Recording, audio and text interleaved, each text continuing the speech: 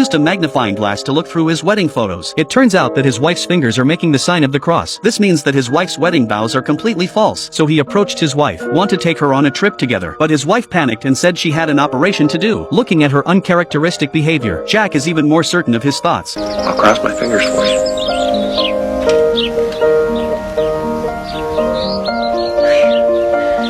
Seeing his wife go to work, Truman rushed to follow her on his bike, but as soon as he arrived at the hospital, he was stopped by a strange doctor. Yes, I'm looking for my wife, Nurse Burbank. It's very important. You know what, I'm afraid that's not possible. She's in pre-op. Okay, fine. Can you pass along a message? I'll try. Can you tell her I have to go to Fiji, and then I'll call her when I get there? When you get to Fiji? You got it. Fine, I will, I'll tell her.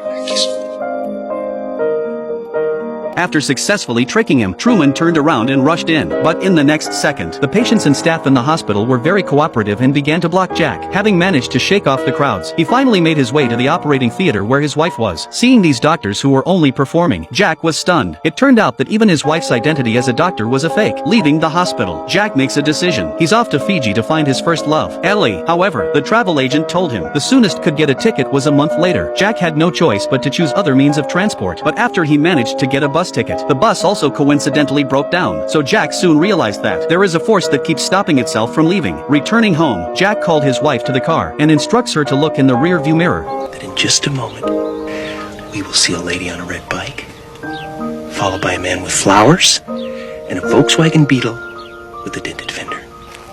Lady, flowers. This is silly. There it is! There it is! There's the dented Beetle! Yes! Looking at his wife still playing dumb, Jack said he had watched them many times. These people keep spinning in place. After saying that he stepped on the gas, immediately ready to drive to Fiji. Seeing the traffic jam on the otherwise clear road, Jack didn't believe it. He put the car in reverse. After turning around and around the roundabout, he pulled back onto the road he had just driven on. Sure enough, the road that had just been blocked was clear. Then they went to the Cross Harbor Bridge. His wife knew that Jack was terrified of the water. She tried to persuade Jack to go home, but Jack put his wife's hand on the steering wheel. He stepped on the gas and sprinted off. This caused his wife to break out in a cold sweat. Fortunately, they made it across the bridge without a hitch. Immediately afterwards, there was a warning of a hill fire on the road, but Jack didn't hesitate to drive through. Seeing things getting out of hand, the director hurriedly arranged for a roadblock to be set up ahead. After successfully stopping Jack, a policeman tells him that there is a nuclear leak ahead and advises the two men to leave the area. Thank you for your help.